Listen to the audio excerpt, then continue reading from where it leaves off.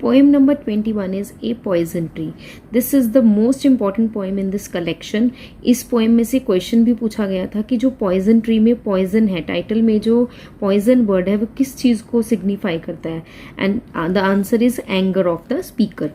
सो Blake ने इस poem को अर्लियर क्या टाइटल दिया था, क्रिश्चियन फॉरबियरेंस. स्पीकर इस पोएम में ये बता रहा है हमें कि जब हम अपने फ्रेंड के साथ गुस्सा होते हैं तो हम सिंपली अपने फ्रेंड को बोल देते हैं कि हम उससे नाराज़ हैं.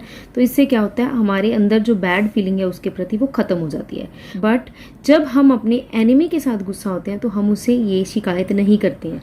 सो इससे क्या होता है, हमारा जो गुस्सा है वो बढ़ जाता है. So we can trust our friends with our true feelings and be honest with them. Poem number 22 is a little boy lost. इस पोएम में जो फादर है बॉय का वो उससे दूर होता जा रहा है और जो चाइल्ड है उसको देख भी नहीं पा रहा, उसको सुन भी नहीं पा रहा. He is without guidance in the dark now. तो थोड़े टाइम के बाद क्या होता है, जब अंधेरा ख़त्म हो जाता है तो वो जो लड़का है वो अपना घर ढूंढने के काबिल हो जाता है. ने इस चीज़ को किसके साथ कंपेयर किया कि जैसे अगर हम कई बार गॉड में अपना फेथ लूज कर देते हैं तो we feel that we are lost in the woods. इसी तरह से बॉय ने भी अपनी सिचुएशन को ओवरकम किया. So this is all about the poem A Little Boy Lost. Poem number 23 is A Little Girl Lost. इस स्टोरी में जो गर्ल है उसका नाम है लाइका, जो कि 7 ईयर की एक यंग गर्ल है. ये जो गर्ल है ये जंगल में घूमने के लिए जाती है, वहाँ पर ये गुम हो जाती है.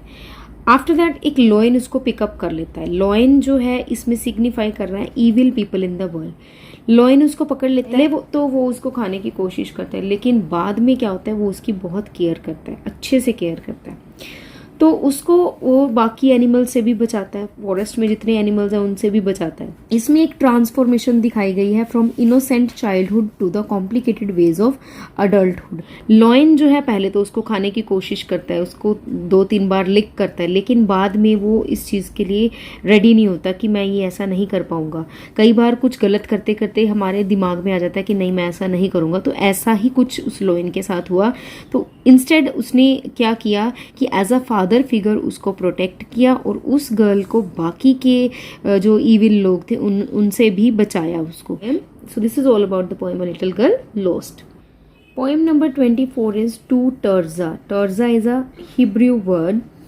ये जो पोएम है इसमें कंट्रास्ट किए गए हैं between life and death, birth and decay, spiritual versus earthly concerns. इसमें ये सारी चीज़ों के को कंट्रास्ट किया गया. पोएम के फर्स्ट पार्ट में जो पोएट है वो ये बताता है कि जितनी भी चीज़ें पैदा हुई हैं अर्थ पे वो अल्टीमेटली रिटर्न टू इट, है ना, वो वापस जरूर जाएंगी.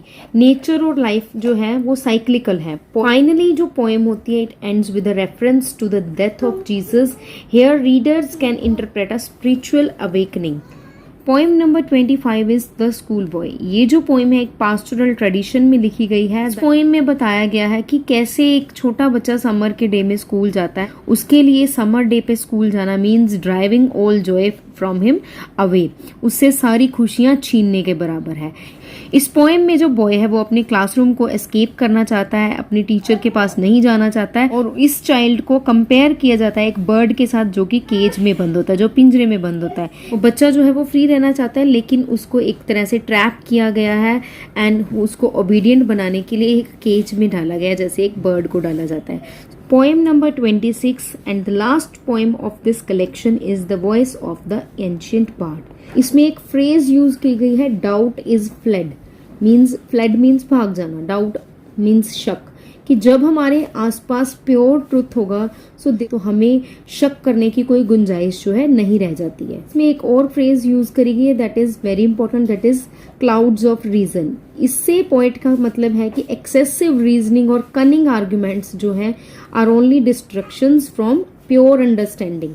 आगे पॉइंट हमें ये बताता है कि जब हम इग्नोरेंस के ऊपर, मिसगाइडेड बिलीव्स के ऊपर कुछ डिसीजंस बनाते हैं that can trap us in a cycle of confusion. वो हमारे लिए ऑब्स्टिकल हो जाएंगी और उनसे हमारा निकलना जो है वो मुश्किल हो जाएगा. तो इससे हम किसी खतरे में पड़ सकते हैं. बेसिकली इस पोएम की जो थीम है that is innocence versus experience.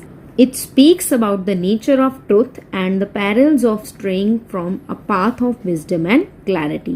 So this is all about the poem The Voice of the Ancient Bird. और इसी के साथ हमारी ये जो कलेक्शन है Songs of Experience ये खत्म होती है. इससे पहले मैंने Songs of Innocence की भी सारी पोएम्स की समरी जो है उस करवाई हुई है एंड उसका जो लिंक है आपको डिस्क्रिप्शन में मिल जाएगा. So if you like it, please do like, share and subscribe my channel for such videos. Thank you for watching this.